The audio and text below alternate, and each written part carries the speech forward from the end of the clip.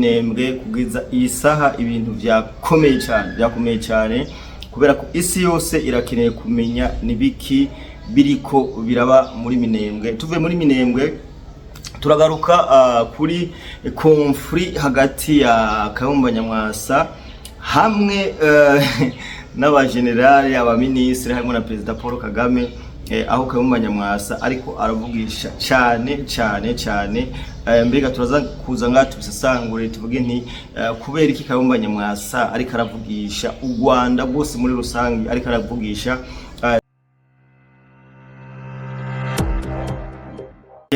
nkundira kandi twaramutse mu bumwese mudukurikirana abari mu Burundi hanze y'u Burundi ni mwaramutse namwiriwe biravana umwe wese naho aherereye. Somane mu John Mabu turakora sabone cyangwa subscribe no bikore kugira ngo tubandanye tugira umuryango wagose kuri urubuga. Ndaje kugira ngo tuganire amwe mu makuru kandi ariko aravugwa muri Minembwe kugeza iyi saha ibintu byakomeye cyane kubera ko isi yose irakeneye kumenya nibiki biriko biraba muri Minembwe. Tuvuye muri Minembwe turagaruka kuri conflit hagati ya Kayumba Nyamwasa hamwe n'abagenerali abaministre hamwe na Perezida Paul Kagame, aho Kayumba Nyamwasa ariko aravugisha cyane mbega turaza kuza ngaho tubisesangure tuvuge nti kubera iki Kayumba Nyamwasa ariko aravugisha u Rwanda bwose muri rusange, ariko aravugisha zino nkotanyi zose aho ubona ko zahagurutse muri propagande yo kumwankisha iki abanyarwanda n'abanyarwandakazi, mbese muri propagande yo kumwankisha isi yose muri rusange. Sinza kubarambira tuzakora ikiganiro gitonya kubera ko mwabidusavye cyane ariko imbere ko ninjira mu kiganiro nyezera ndagusaba utaragira sabone cyangwa subscribe no bikore kugira ngo tubanaye tugira umuryango wagutse cyane gose. Hama ndabutse ko muri commentaire arico kibanza cyo kuganiriramwo, ushobora gusiga icyumviro cyawe muri commentaire, ikintu wakigaye cyangwa wagishimye ukakivuga komisa, kubera ko ibitekerezo byanyu nibyo duhora dukora ko cyane.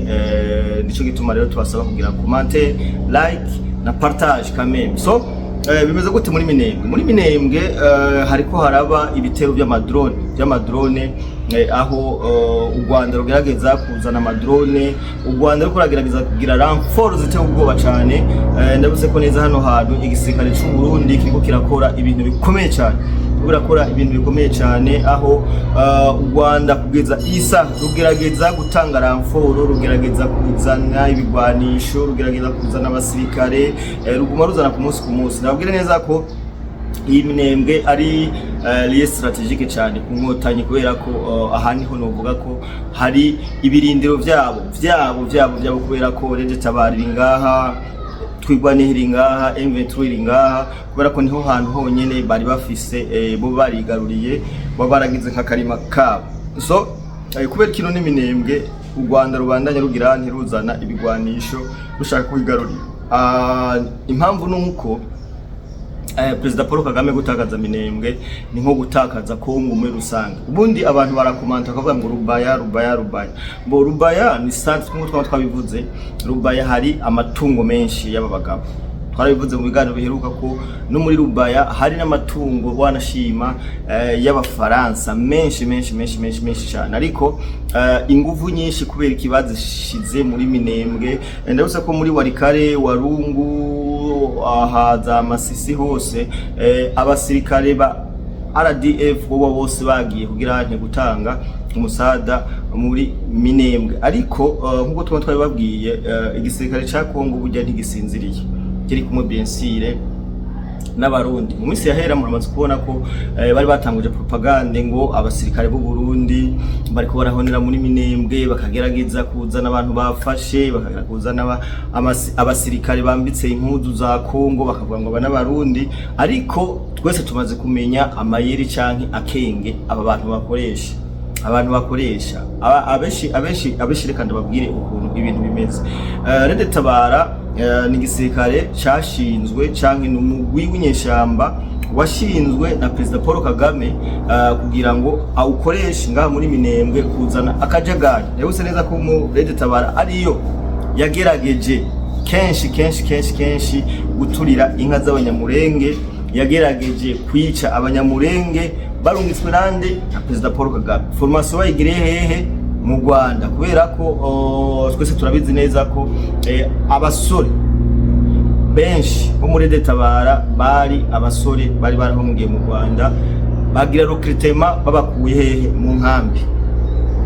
Aba bose bari muri Minembwe, aba bose nibo Perezida Paul Kagame ariko arashira mwizi ntambara. Aba bose nibo rero bafata bakambikwa impuzu za gisirikare, bakavuga ngo twishe abarundi mirongo, kubera ko umurundi ni intambara. Bien sûr turazi ko ari intambara, kandi intambara abantu bose barayigwamo. Umusirikare w'umurundi arayigwamo, umusirikare w'u Rwanda arayigwamo. Ariko ikibazo naha kiri, kubera iki iyo umusirikare wo mu Burundi umwe gusa bavuga ko bishe nka bataille umwe gusa bavuga ko bishe bataille? Impamvu nuko igisirikare cy'u Burundi nico gisirikare cyonyene kibateye ubwoba hariya muri Minembwe. Muramaze kumva kenshi bavuga ngo nabo bafande Nyarugabo, babafande Rugabo, iyo bariko baratanga ama interview, iyo bariko baratanga ibiganiro ku ma YouTube, murazi ko neza ko inguvu nyinshi basigaranye nizo kuri YouTube. Akenshi bavuga abasirikare b'u Burundi ngo abarundi bariko barapfa, bariko baragirana, ariko c'est faux. Namba mwebwe kubera ko tutabona propaganda z'igisirikare cy'u Burundi kiza kuvuga ngo twishe aba M23 amajana n'amajana, ko turazi ko bapfa, amafoto turafise, ibiziga turafise birarungikwa tukabibona. Ikindi kintu babwira nuko Minembwe kugeza isaha biracari kwa kundi nyene. Tuzoza tuzanga tubabwira ukuntu Minembwe yifashe, kubera abantu bose barakeneye kumenya Minembwe bimeze gute. Hariko haba ibitero, intambara ziracabandanya muri Minembwe bien sûr. Waza ibandanya gukora akazi, FARDC ibandanya gukora akazi, FDNB ibandanya gukora akazi. Naho hariko haraba ibitero by'amadrone, nubabwira ko atana kimwe biriko birahindura, kubera ko ikirere cyose gifashwe n'iki, gifashwe na FARDC. Hari akantu jewe naneguye kandi nabonye biriko biravuga mu binyamakuru. Murazi neza ko aba bantu barivuze kenshi bakora ico bita guerre civile.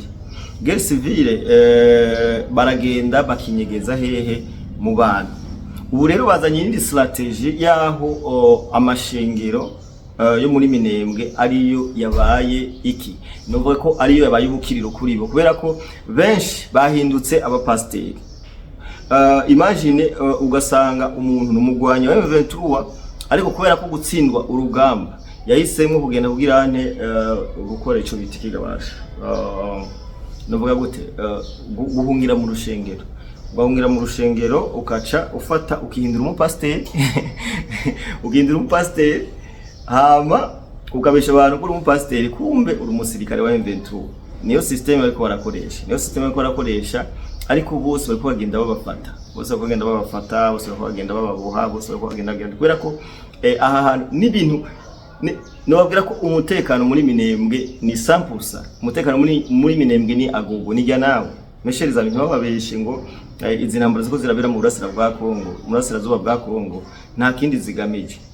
Hasigaye ko mumenya ati ibintu bimeze gute, barataha baravayo bose urumva. Ariko cyo nababwira nuko coalition FARDC niyo irifise aha muri Minembwe, nibi na insecurity kiraba irikibera mu misozi yatandukanye yanahari, nuko rero bimeze muri Minembwe. Ikindi kintu rero ngomba dukorere ko nyamukuru yari juste kubabwira situation muri Minembwe ko nimeze. Uyu Kayumba Nyamwasa kubera iki babandanye bamucoza bavuga ngo ni kigwari, ni kijuju, nta kintu kimwe yigeze gukora. Bene data, ndazi ko muri abantu mufise ubwenge, kandi ndazi ko muri abantu muzi gutahura ibintu.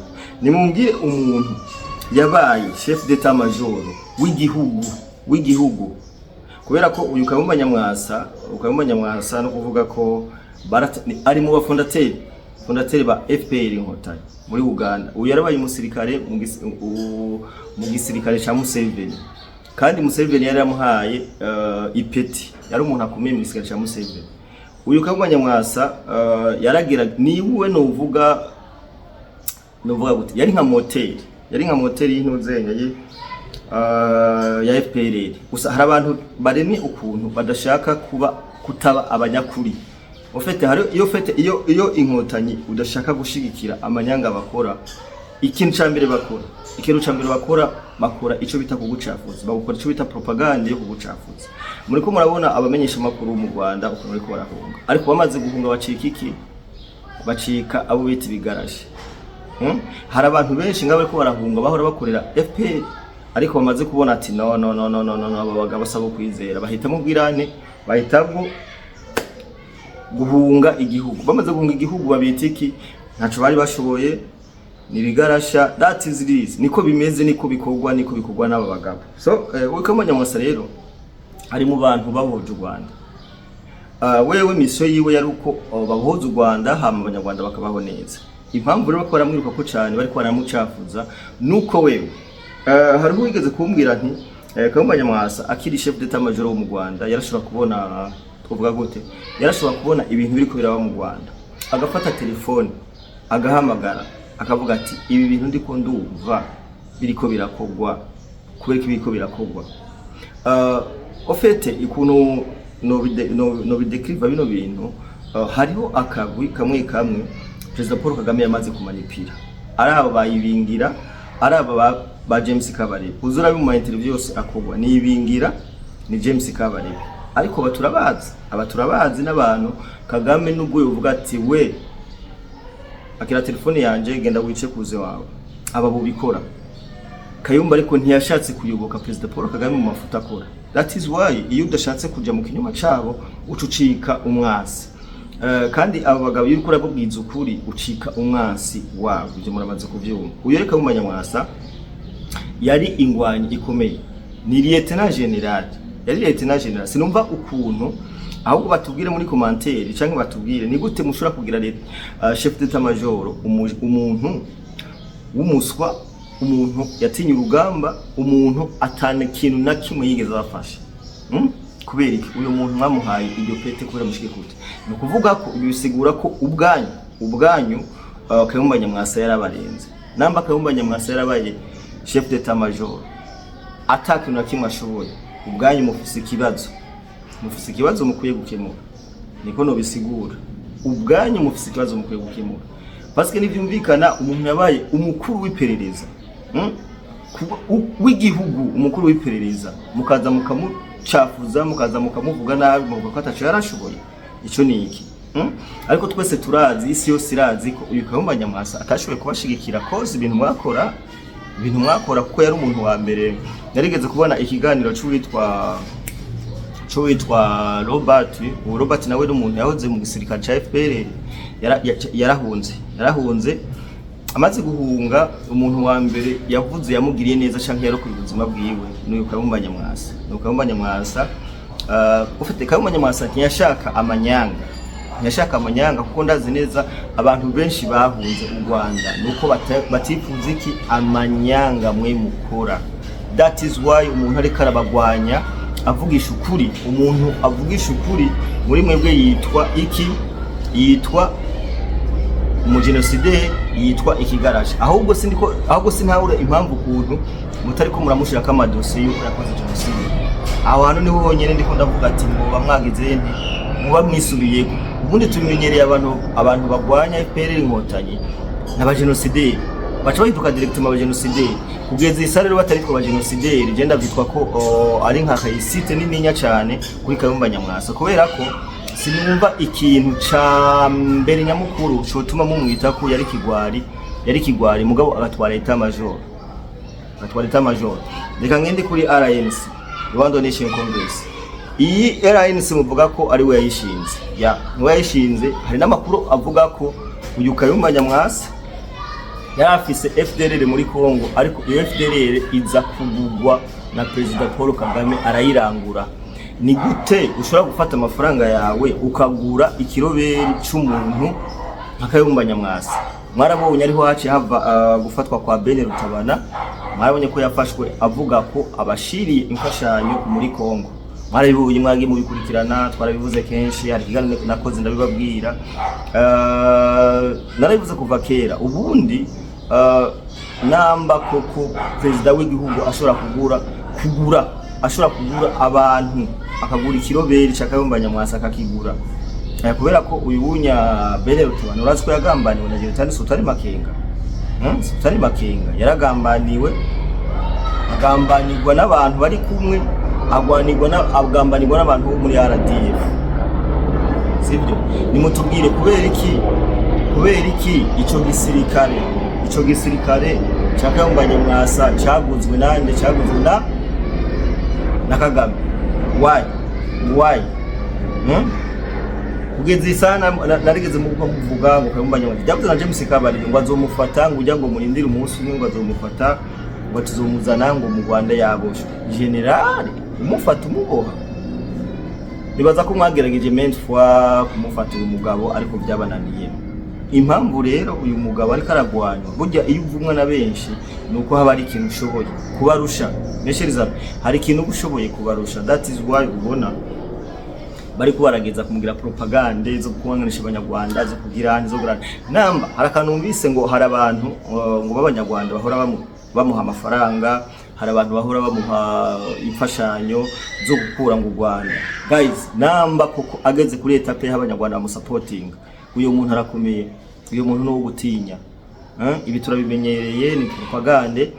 Gusa ico no uvuga jewe niki, akenshi turamaze kumenya amayeri bakoresha abantu. Amayeri bakoresha nuko iyo utari mukuri kwabo, udashigikiye ibinyoma byabo, wewe tidovye directement umwasi wabo. Baca bakora ico bita campagne yo kugira ndi ugucafuza kukwicira izina. So ibi rero biravugwa, nabonye muri Unity Club President Paul Kagame yavuze ngo Kayumba Nyamwasa ngo yamusabye ko ngo buhungira mu Rwanda, muri Uganda, ngo agasaba Museveni ngo akabaha ubuhungiro, ngo urugamba ngo gwanse hamu umuntu nyene ukacumuha chef d'état major igisirikare cyawe cyose ngo gitwara. Oya twarabanze guca ubwenge. So niyo mpamvu tutakiri muri bantu mushobora kumanipira mukababesha ibinyoma bya. Twaramaze kumenya ko byose byo muvuga byose ari ibinyoma. That is why tutashobora kubyemera. Kayumba Nyamwasa ni intwari y'u Rwanda. Kayumba Nyamwasa ni umuntu w'umugabo kubera ko yashoboye kwitandukanya na Sekibi. Yo witandukanije na Sekibi ucucika iki umwasi wa Sekibi. That is why niko bimeze. So turabakunda cyane, hamwe turagira sabone cyose, subscribe no bikore kugira ngo ibintu bibandanye bigenda neza cyane. Ciao.